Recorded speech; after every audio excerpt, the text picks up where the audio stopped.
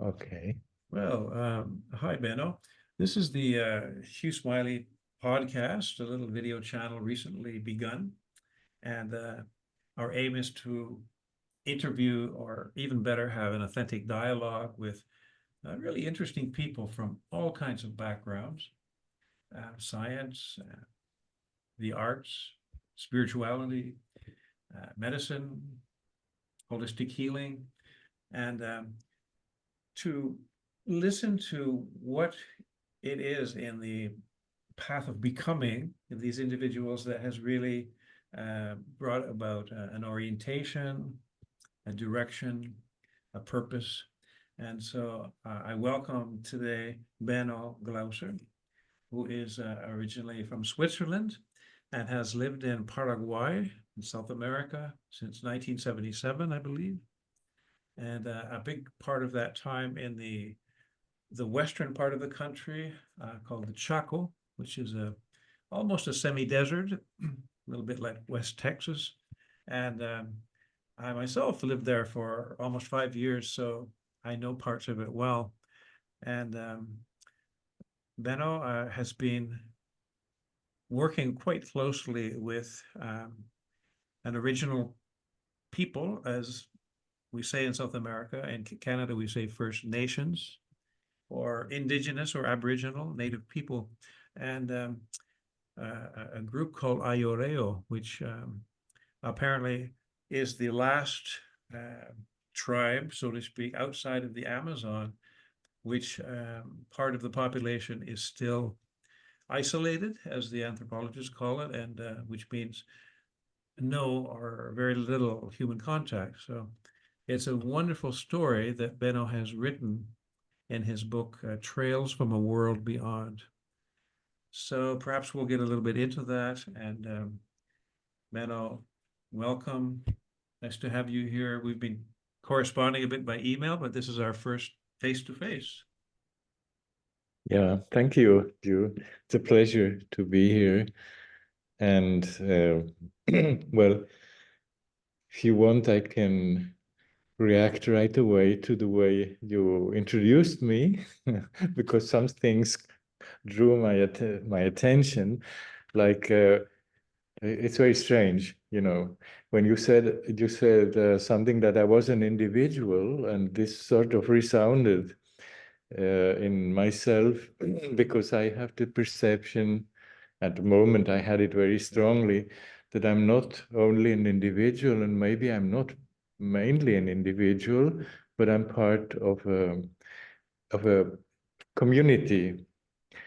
Actually, no, this is not the right word, because in my culture of origin in Switzerland, communities have been overcome or fallen into disuse or being destroyed, whatever. And I actually did grow up as an individual, and I was always focused by my surroundings and my society as an individual. But when I came here to Paraguay, I um, got in contact with indigenous people, and with the time got to learn and got to the conviction that they are not so much individuals as members of a community. Yeah. And if I say community, we could call it in different ways. I sometimes, to generalize a little bit, I say it's like a collective body. It's like a body we belong to, which is bigger than our own body. Yes. We visualize as being an individual. And nowadays, I'm convinced that I also belong to such a body, of course. And I have not been trained to pay attention to that, unfortunately, and I'm quite old now, but I still want to learn it Mhm. and want to live in this awareness. So if I came here from Switzerland to Paraguay, of course, this was the journey of an individual, but I think it's not so out of the way to think that it is also part of a bigger happening, which has to do with a social body I belong to and other social bodies I came to and I had to meet. Yes. I just have an image that comes up as you're speaking of the dilemma that we are entrenched in the humanity on the planet at this time. Of course, each country is a little bit different, the situations and the culture.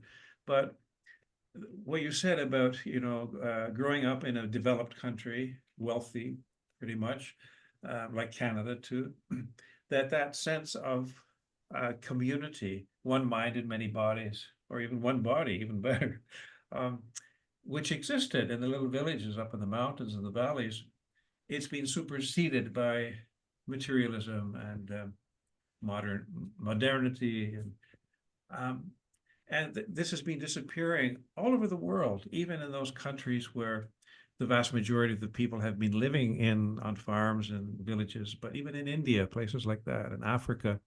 So it's coming down to the only place where we still find that consciousness, that somatic spiritual consciousness of being one body or one mind in many bodies is with the indigenous people of the world who still have that connection, although Mm. it's hard for them to maintain it because of the pressures, but it's still there. Yes, but there's something funny. Consciousnesses like that, I think they don't die. They keep staying around. So even if we don't live in a country of the north like Switzerland, if we don't live um, being a collective being in a conscious way, Yeah. especially if we don't live it, then this consciousness wants to live anyway. So it starts expressing itself in different ways, and it's ways we usually call, or many times we call them illnesses or disturbances, things which should not be. So maybe I'm just saying that I'm just thinking as I talk along now, but I think it might be a good idea to pay attention anywhere to these disturbances and ask ourselves whether it's not somebody wanting to live and find expression Yeah. which won't live entirely. Yes.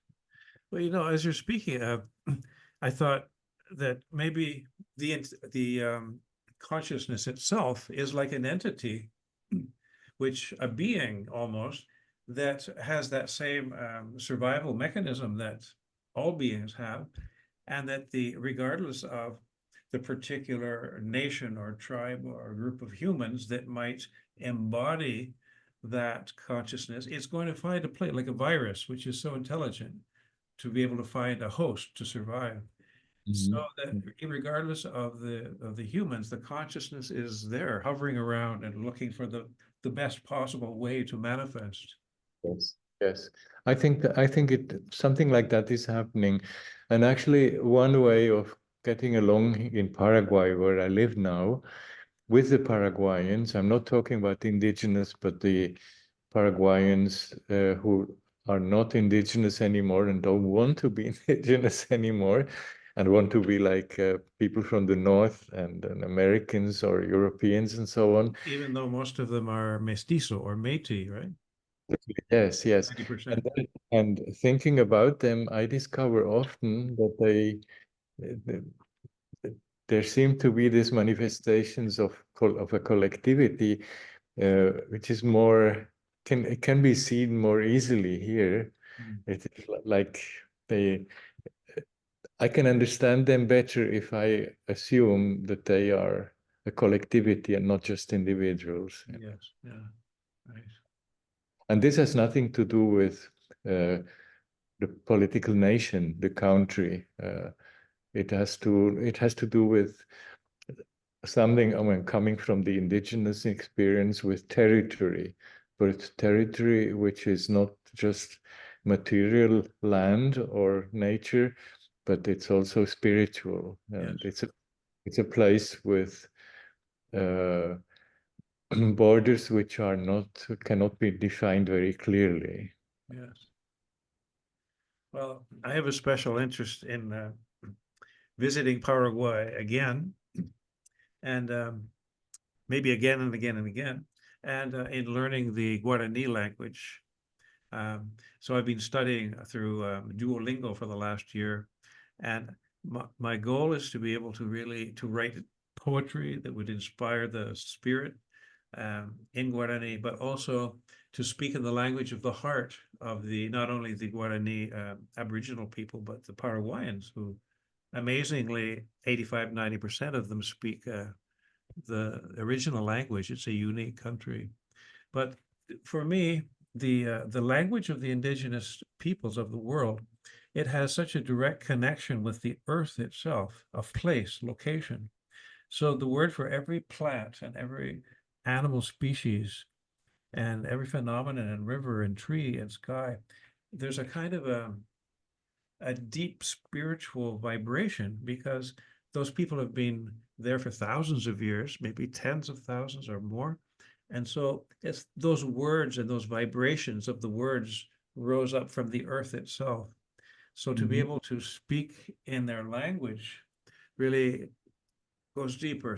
Castellano, Spanish, or English, or German, I guess, are more intellectual languages based on Latin and Greek, and they're beautiful in their own right, but they don't go as deep and slow as the vibration, the somatic vibration of the First Nations languages. Yes. I yeah, makes complete sense to me what you are saying, and sometimes I think that in like in Europe we have gone through similar processes, but a longer time ago. Yeah, So I think, and there are also people who wrote about that, I think that in a certain time in antiquity, in Greece, for instance, there was also another use of language, which goes more in the sense you were explaining now. yes, Now, the other thing which comes to my mind is that Paraguay and these places and territories around here are is very special for what you're saying because um, this Guarani spirituality, for one, um, even expresses it in an explicit way. This this relationship between saying and being, mhm, like the purpose of life in some places of the spirituality is defined as learning to say oneself. yeah, And sometimes it comes with that you are given a name and the shaman of your group knows that name, but you don't know it mhm, from right from the beginning. And life consists in discovering the name or in uncovering the name and being yourself more and more as you live, you know. And what I observed and felt while being on the trips in the forest with the Ayoreo in the Chaco, which is not the Guarani, but yeah, another culture altogether. But there also seems to be a relationship between being there and saying the word yes, and not being there anymore. yes, Uh, it almost it almost come to the point that you could say as long as people are there who say the word adequately because they know its names, yes, the world lives. But if they are not there anymore to yeah. do that, then the world disappears. It's not there anymore, you know. I remember reading your book. I haven't quite finished yet, but it's so beautiful. And when you and your colleagues were able to arrange for a visit of a group of Ayoreo people who had been kind of uh, marginalized and taken off their land and almost imprisoned by the local Mennonite people and so on, a trip back to their territory, just along the road, and where they could get out of the truck and explore places that they knew or their ancestors. And as they told the stories and mentioned the names of the places where they had had wonderful experiences or rituals, perhaps, or spiritual experiences, it, well, exactly what you said, it sort of gave new life. It allowed those places to be. So it's a tremendous power in our voice and our speech and what we choose to say and utter. We can build peace, or we can destroy our civilization through words. And in Sanskrit, which is one of the so-called sacred languages, Namo is the word that name comes from, but it's a very powerful spiritual idea of related to magic. That's why they use those mantrams and abracadabra, open sesame, things like that, where we actually use sound and our awareness of sound to bring about a change in the physical plane.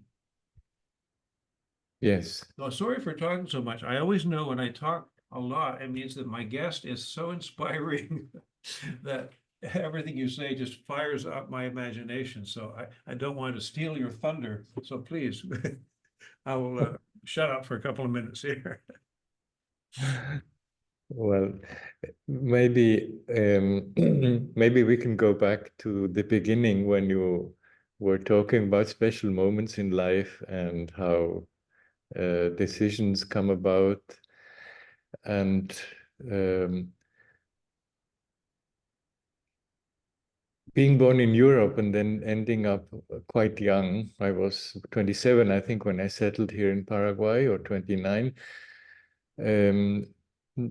It's quite strange, and people, especially coming from Switzerland, where people have the fantasy that life is easy and everybody has a lot of money and so on. And for sure, materially speaking, people in Switzerland have another life standard than people in Paraguay. So for Paraguayans, already back at that time, that's almost 50 years ago, it was incredible that the Swiss would voluntarily come and settle here in Paraguay, especially a Swiss who, like in my case, I had a very well-paid job, which brought me to Latin America, which was the time before Paraguay, because I was working for the International Committee of the Red Cross, and I was lucky enough to find a place where I like flourished and was promoted and so on. So I was very well paid and I had a very good career perspectives in that world. And then I decided to come and live in Paraguay. Mm-hmm.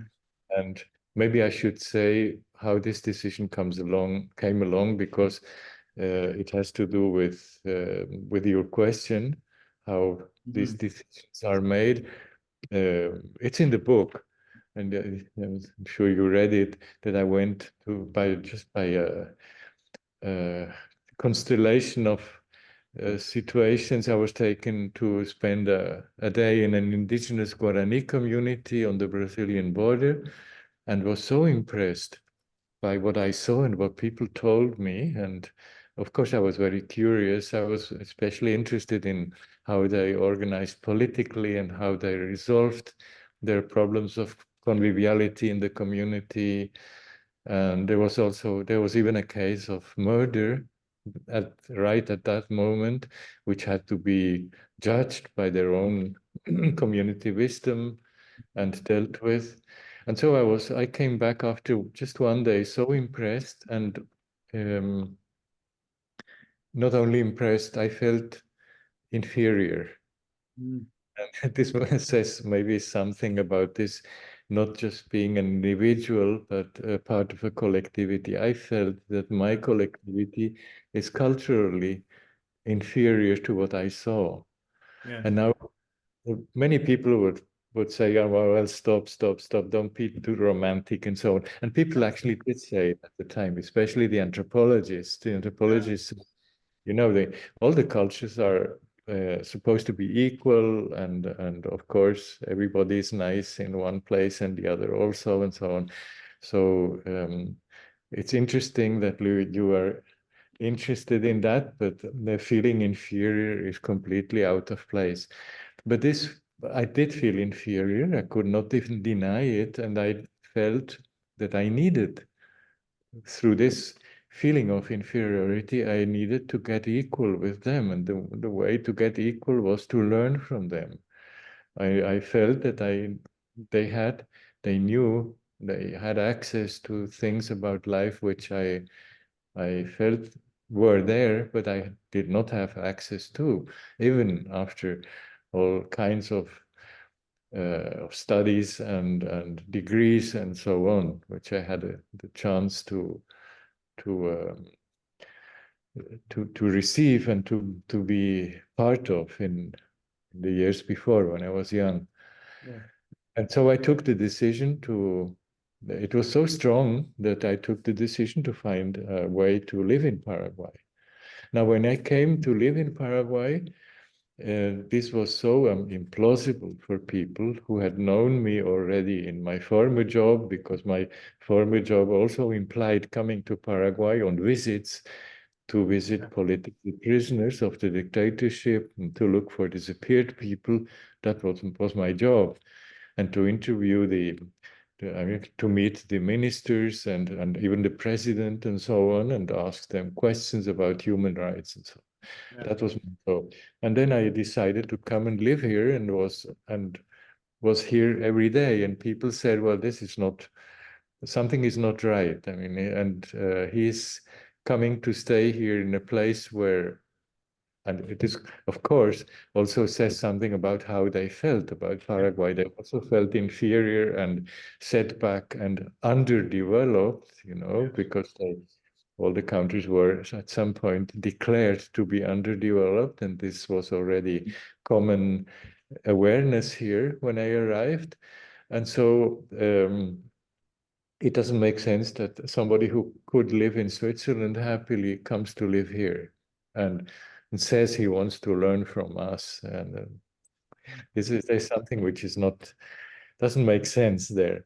And then it went so far, because also of the political climate in under dictatorship and a lot of repression, one could not talk openly and so on. And the Americans had a lot of influence politically here. And it went so far that the rumor came up that I was sent here as a CIA agent. Yeah. Yeah. To investigate you? Beg your pardon? To investigate you? No, no. I mean, I was being sent here as an agent to work in Paraguay undercover, to do Okay. whatever Yeah. the CIA does, and this would explain why a person of my education and background would actually come and stay in Paraguay for a few years. So, okay, I think my life has invalidated this uh, thesis after a very short time because I got involved in all sorts of things which were then obviously didn't point in that direction. And What was the attitude of the average Paraguayan towards your coming to live in Paraguay and spending all this time with the Ayoreo people? people were actually very pleased after that first unpleasant moment. Yeah. Because I also, this step was also, the step I took also came with committing myself very strongly, not so, in not such an easy way, but I uh, fell in love and got married to a Paraguayan woman. And this was a decisive step. So people knew, now this man is being serious about us. He even marries one of our women, something like that. Sounds a little tribal. It was not so, it was not a tribal reality, but almost. I didn't And realize that your wife was Paraguayan. yeah, well, it was my wife at the time, because we Oh, stayed together for a little over 20 years, and then okay. later on I separated. I see. Okay. Which is also, you could also ask the question, what's the significance of that step? But let's go back to the first committing myself to Paraguay. Yeah. Um, I start after 2 or 3 years when I still had with the job I had found here, which was a job which was funded in Switzerland. But after a few years, I cut this umbilical cord with Switzerland, with the salary flowing from there, and lived more on Paraguayan conditions, really. Mhm. And this even more showed people that I was really committed. And this was also the time of a lot of um, joining together in spite of the repression and in spite of the dangers, sometimes secretly, sometimes more openly with the years, in the struggle against the dictatorship. And I was very much committed in a visible way in that. So I was really accepted here.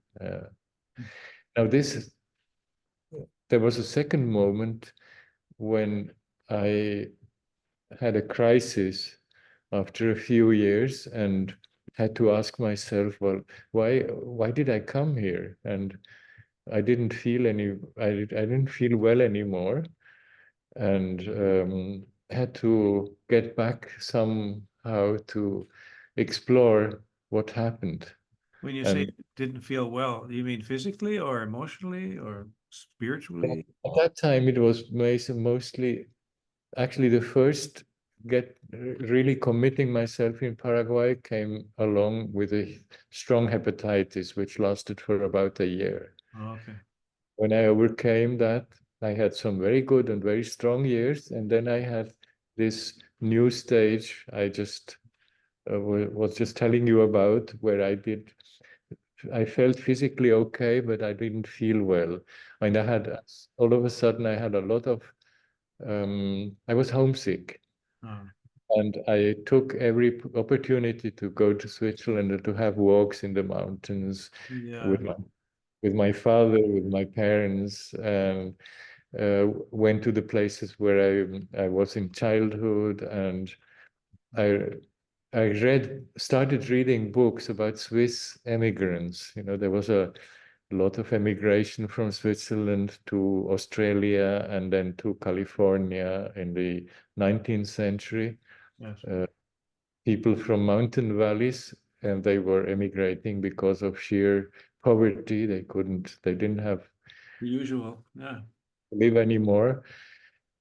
I was fascinated by these stories, it was not exactly my story, but it was ways to reflect on my own story. And then I even went back to Switzerland with my Paraguayan family, the 4 children who were born since then. Yes. Uh, we went to live back in Switzerland for 1 year. Well, with the idea that, well, my family, it's good they know something about where I come from. And after 1 year, I could have stayed on in Switzerland. I was offered jobs and so on, but it was clear that we wanted to come back to Paraguay Mhm. as a family. And that was the second break in on this path, I think, because um, at that moment, and this is a little bit personal, but I think I can say that at that moment, with my wife, with my Paraguayan wife, we began to separate the direction we were looking in. Well, Right. my wife had been investing herself in a life with a foreign component and with a foreign man, Yes. and now in all of a sudden in the need to look back to where she came from and remake her contacts, Yes. Yes. her own society. While in my case, it was the other way around. Well, And exactly. this other way around manifested itself in the need to go beyond Paraguayan society. Strangely, not to go back to Switzerland because I had been there and I'd found that I didn't want to live there anymore. That was not where I belonged, or where I should go to, but then somewhere else, back to Paraguay, but where? And this beyond was clearly the Chaco and the indigenous people. And that was the moment also when I got so strongly interested in the situation of the Ayoreo groups who continue living without any contact with our civilization. Mhm. Um, it's like getting to a new country. It happens in Paraguay or in Bolivia, in our Yes. political Yeah. nations, but it is a complete different reality in the same place. And so in a way, I tried to get to this new country, which I didn't manage, luckily, because otherwise we wouldn't be sitting here talking to each other. I would have lost myself somewhere in the jungle Yeah. and not come back. But I just had the huge opportunity, and was like a gift of life to be able to get close and to study. Yes.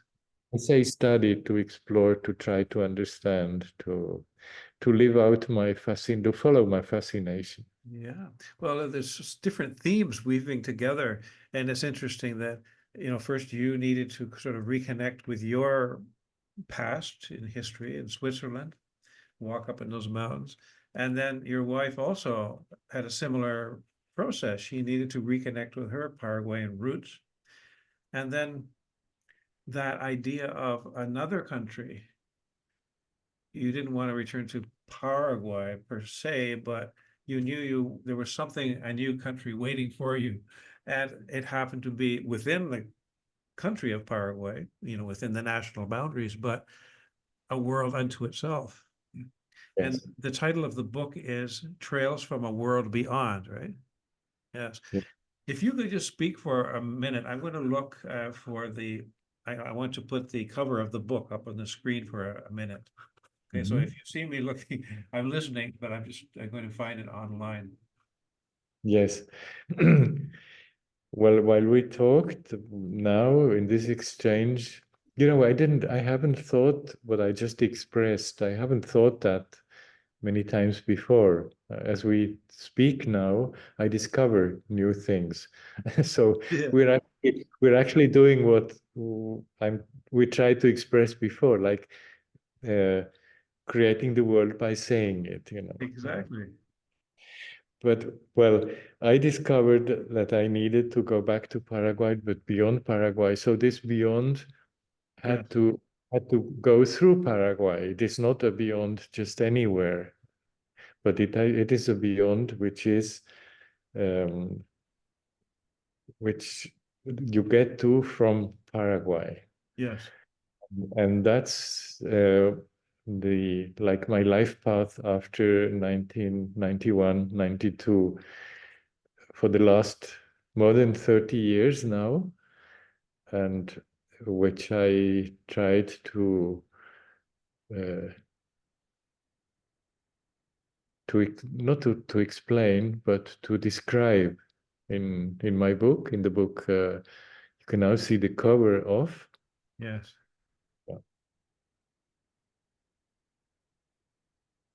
I would recommend anybody that there are many levels in the book. On the surface, it's contact between the two cultures, several, but principally between we could say the culture of the developed world and the tribal society, Aboriginal community. But there are so many elements of understanding and communication. And as you entered that other world, I mean, it was like Alice in Wonderland in a way, you had to have a certain trust in the process because it there was a little bit of a threat that you could lose yourself. You're speaking of that individual collective access, right? You could lose yourself completely, as you say, and end up out in the jungle hanging from a tree or something. Um, so it really required an openness of your heart. And there's so much empathy in your book, deep, deep compassion and empathy for the Ayoreo people and their predicament, and yet you still keep the language of objectivity and the scientific study, ethnological study, I suppose you could call it, so that but within that framework, there's such a deep feeling of oneness and concern and desire to help, and which actually paid off. I mean, there have been some successes, right? A lot of Mm. heartbreak, but also some successes for that people due to your efforts, along with collaborating with others as well. I would like to say something about this desire to help. You say Okay. this, of course, was one of the motivations of already of my coming and staying in Paraguay, and even before, when I was a child, I was already with this fantasy to uh, go out into the world and help other people. Okay. Yeah. And I don't know where it comes from, but incidentally, this is a. Can you see that? Yeah. Yes. Yeah. This is a drawing, a painting on a tile, which was then used for to put hot food on, which I received after my parents' death. I took it back to Paraguay here, but this is a tile I painted when I was about 8 or 9 years old. Wow. And it is interesting as a 8 or 9 year old child how I like made a configuration of some key elements of my life, like crossing on a boat, and there's a palm tree and some exotic place and so on, and somebody high up on the high, how do Yeah. you call it, The mast. the mast, looking out and seeing where our journey goes and so on. Well, it's So, interesting. You were just sharing with me before we started to record. We were priming the pump a little bit, and you were saying that you're going to visit Europe soon, and that for the first time ever, you're going to return with your wife by ship to yeah. experience that. So, in a way, the circle comes full turn, right? Yeah. Okay. Yeah, but I wanted to say something more about this helping.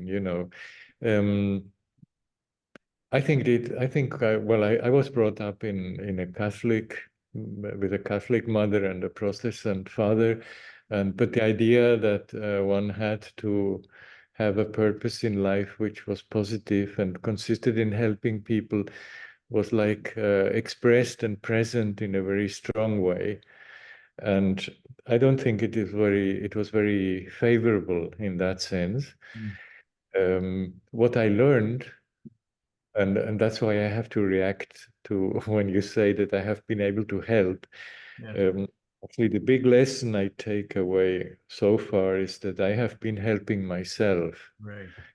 but maybe I can add again that I'm not just myself, but I'm uh, a bigger collective body. So I have maybe done something which helps us.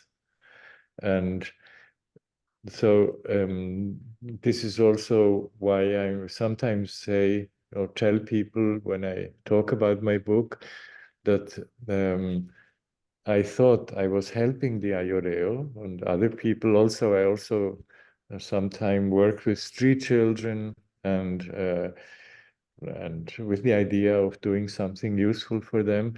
But I already had in the 80s when doing that, I had the perception and came away with the perception and the question, now in what way did they seem to help me? Because they helped me. And what did I learn? And this is certainly the case now with the Ayoreo and with what I lived over the last 30 years. It's also one of the motivations for writing the book, to share what I have received. Yes, absolutely.